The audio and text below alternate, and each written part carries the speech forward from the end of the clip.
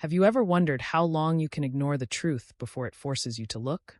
I'm going to tell you about the day I found a receipt in my husband's jacket pocket. Just a crumpled piece of paper that unraveled 15 years of my life. By sunset, I understood that sometimes the people closest to us are the ones we see least clearly. But first, let me know in the comments, where are you watching from today? It was a Thursday in March when I found it.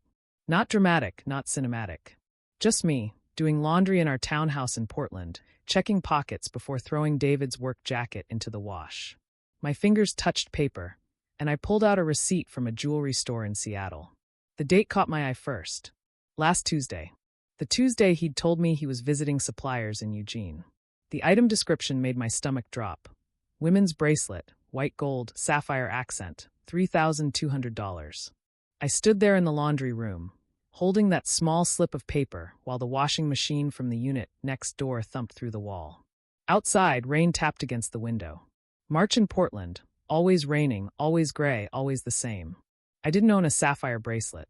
My hands were steady when I walked to the bedroom and opened his dresser drawer. Not shaking, not frantic. Just methodical. That's what 15 years of marriage teaches you. How to search quietly, how to look without making noise.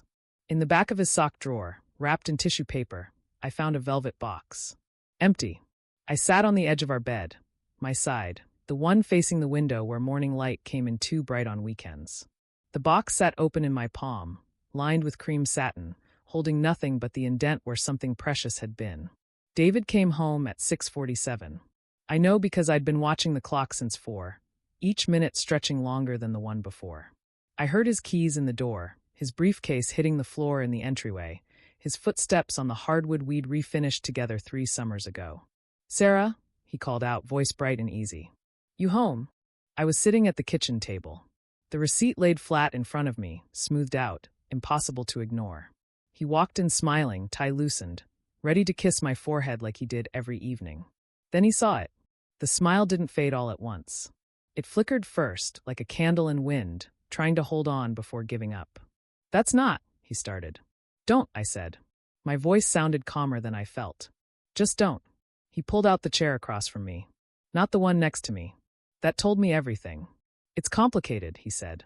I almost laughed. "It's really not. You bought someone a $3,000 bracelet. You lied about where you were. What's complicated is how long this has been going on." David ran his hand through his hair. That gesture I knew so well, the one he did when he was buying time to think. "Her name is Claire," he said finally. "She works at the firm. It's been 6 months. 6 months. I did the math automatically. That was August.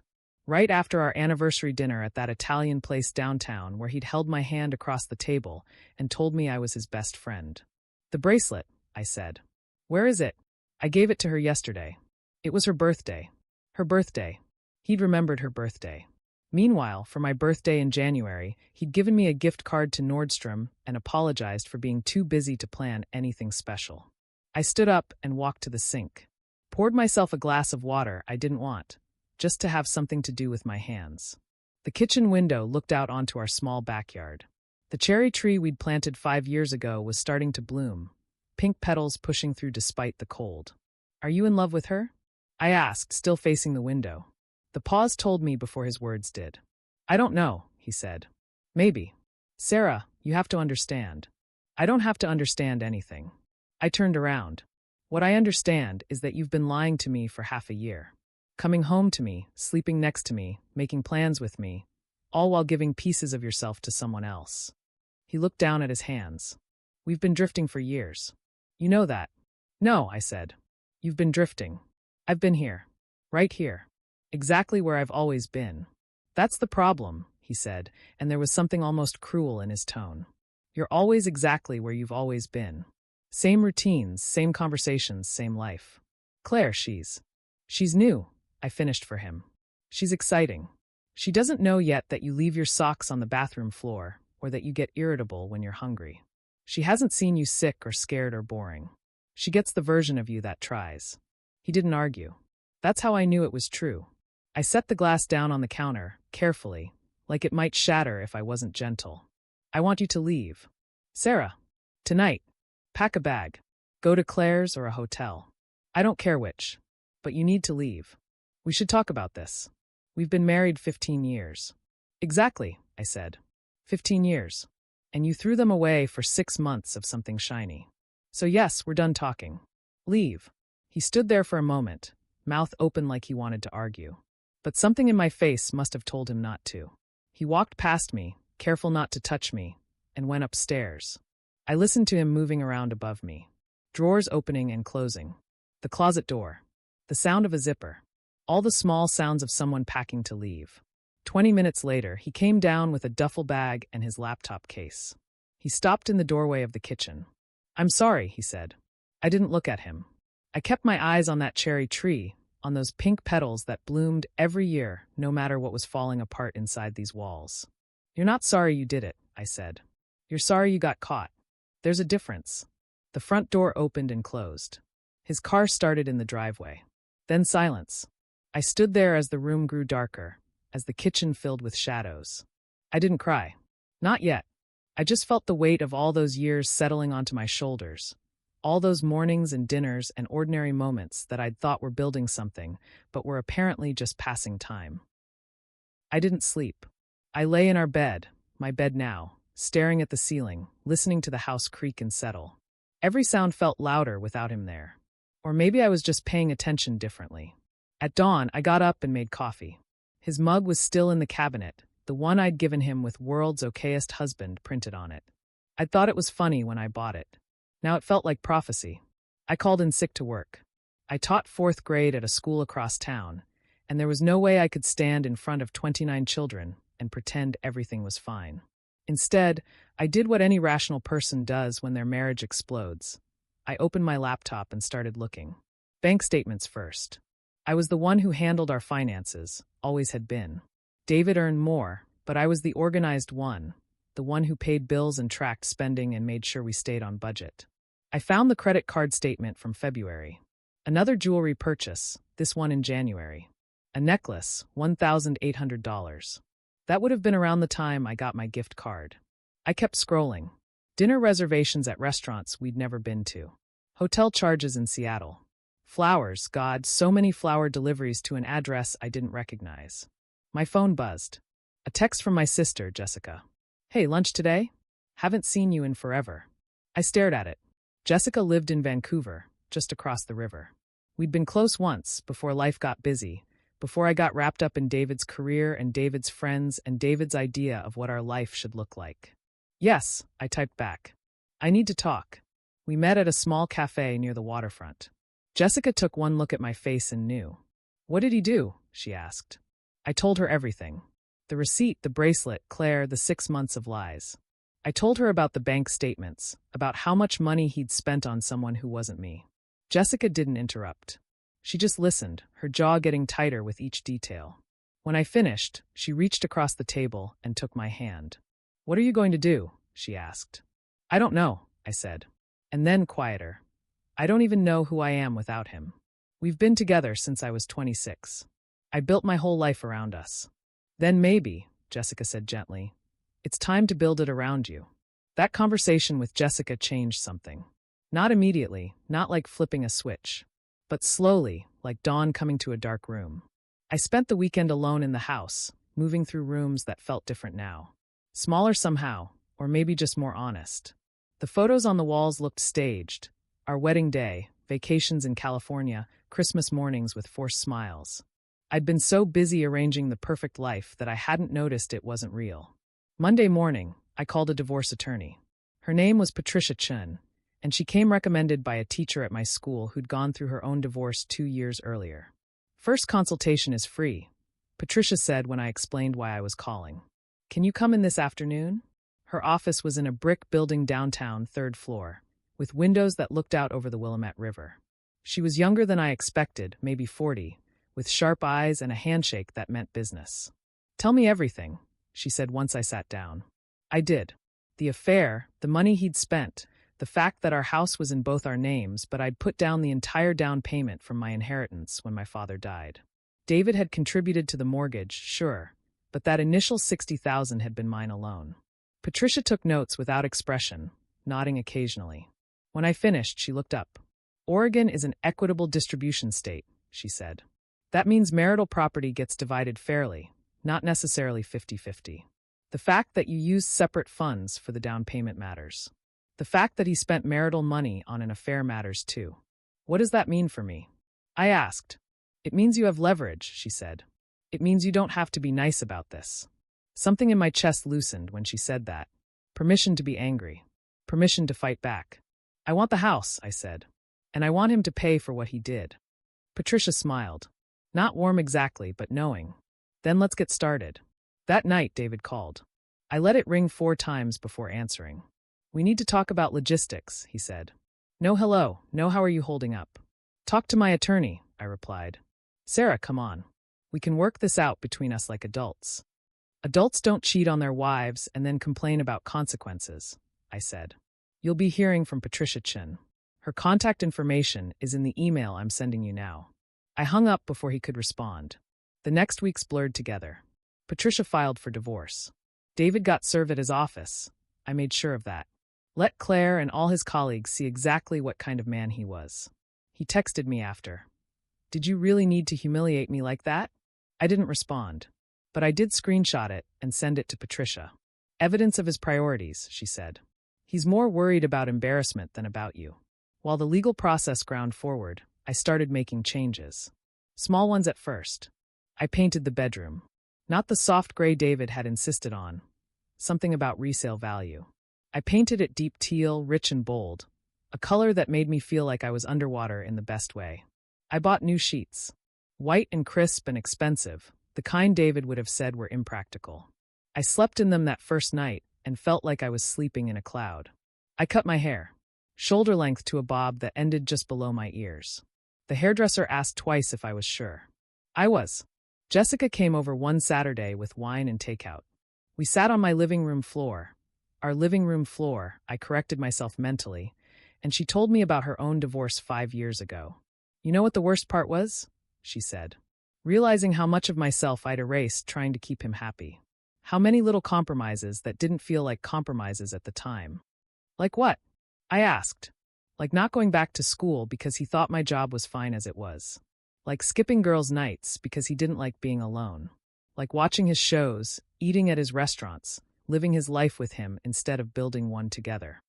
I thought about that. About how I'd stopped painting even though I'd loved it in college.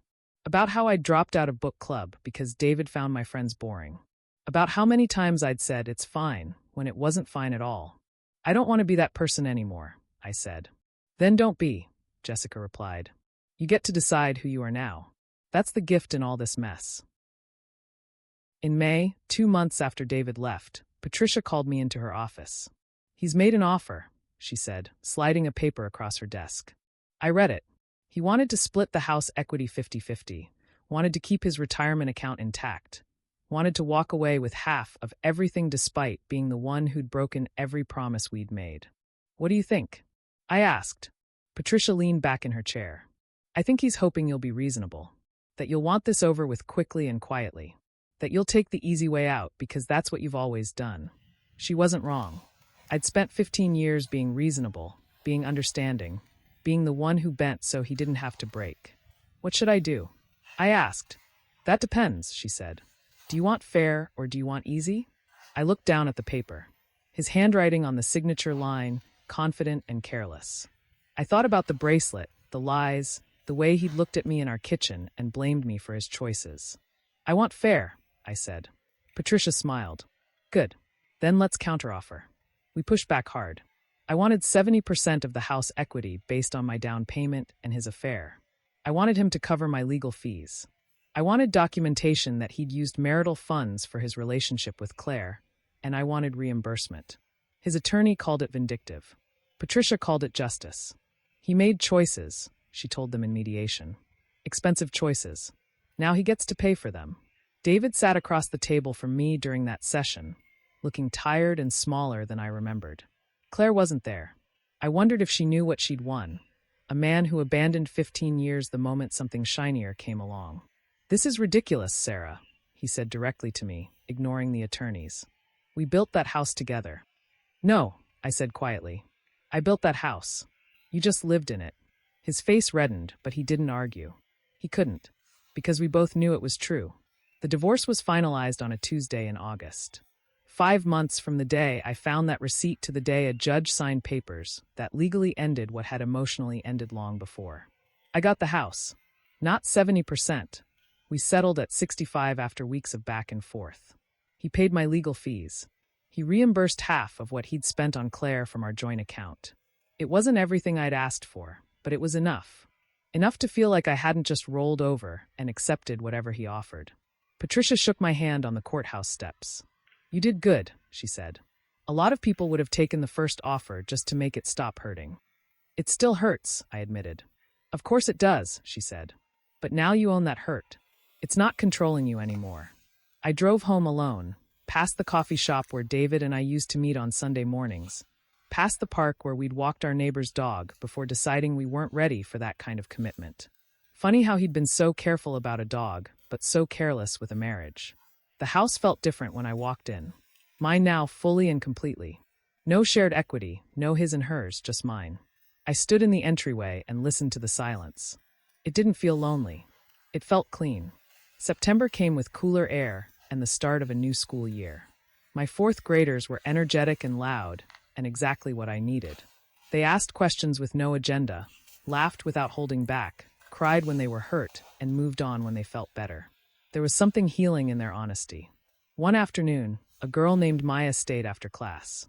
She was small for 9, with glasses that kept sliding down her nose and a habit of chewing her pencil when she was thinking.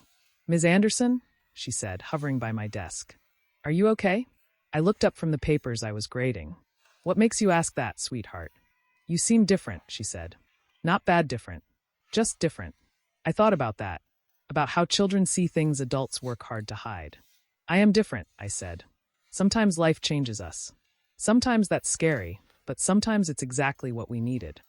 She nodded like that made perfect sense, pushed her glasses up, and skipped out to catch her bus. I thought about her words driving home. Different. Yes, I was different. I started painting again.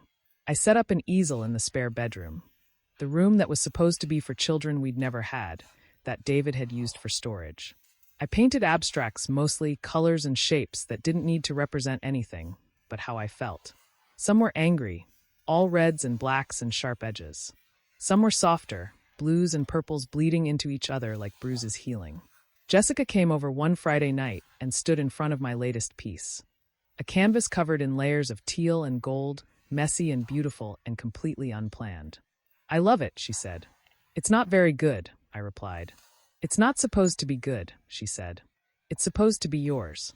That difference between good and mine had never occurred to me before. I joined a book club. Not the old one I'd left, but a new one at the library near my school. 6 women, all different ages, meeting twice a month to drink wine and argue about whether the ending was earned or the protagonist was likable. I loved every minute of it. I went on a date, just one, with a man named Marcus who taught history at the high school. He was kind and funny and held the door and asked questions about my life like the answers mattered. At the end of the night, he kissed me on the cheek and asked if he could call me again. I said maybe. Not because I didn't like him, but because I wasn't ready. And for the first time in my life, I was okay with not being ready. I didn't know anyone my readiness. In October, I saw them, David and Claire, at the grocery store on a Saturday morning. They were in the produce section, her hand on his arm while he picked out avocados. She was pretty, younger than me, blonde, laughing at something he said. She wore a sapphire bracelet on her left wrist. My first instinct was to turn around, to leave my cart and walk out. But then I thought, why should I? This was my store, my neighborhood, my life. They were the ones who'd broken into it. I kept shopping, picked up tomatoes, inspected lettuce, moved through my list with steady hands. David saw me when I turned down the cereal aisle. Our eyes met. He looked startled, then guilty, then something else, defensive maybe, or caught. Claire didn't notice at first. She was reading the back of a granola box. Then she followed his gaze and saw me. I nodded once. Not friendly, not hostile. Just acknowledgement. Yes, I see you. Yes, this is awkward. Yes, life goes on anyway. I moved past them without stopping. At checkout, my hands didn't shake. In the car, I didn't cry. I drove home, put away my groceries, made lunch, and painted for 2 hours. That night, Jessica called. "How are you?" "I'm okay," I said. And I meant it. "No, really," she pressed. How are you? I thought about it. About the house that was mine, the bed I slept in peacefully, the paintings on my wall, the students who made me laugh, the books I was reading, the woman I was becoming. I'm better than okay, I said. I'm free. They say time heals all wounds, but I don't think that's quite right. Time doesn't heal anything on its own. What heals is what you do with the time. The choices you make in those long, quiet hours when you're alone with your hurt. I learned that the hard way. I learned that love without trust is just hoping. And hoping without action is just waiting for someone else to decide your worth. I learned that 15 years isn't wasted if you take the lessons with you when you leave. Every compromise I made, every time I silenced myself, every moment I chose peace over honesty, those weren't failures. They were data. Information about who I never want to be again. I learned that strength isn't always loud. Sometimes it's quiet. Sometimes it looks like hiring an attorney. Sometimes it looks like painting your bedroom a color your ex-husband would have hated. Sometimes it looks like saying no, or maybe, or not yet, or never again. I learned that the people who truly love you don't make you smaller to make themselves comfortable. And I learned something my fourth graders already knew. When something hurts, you're allowed to cry. And when you're done crying, you're allowed to get up and keep going. The house on Maple Street still has that cherry tree in the backyard. Every spring it blooms, pink petals pushing through winter, whether anyone's watching or not. It doesn't wait for permission. It doesn't ask if it's convenient. It just blooms. And so eventually did I. So if you've ever held a receipt that changed everything, if you've ever realized the life you built was on ground that wasn't solid, if you've ever had to choose between who you were and who you could become, I hope this story reminds you of something important. Your worth was never in someone else's hands. You don't need permission to start over. You don't need closure to move forward. Sometimes the best thing you can do is bloom anyway, without apology, without looking back, without waiting for someone else to say you're allowed. That too is courage. Thank you for watching. Share your thoughts in the comments below. I truly value every story and every voice. Don't forget to subscribe to Stories from Family. And share this video with someone who needs to hear it today.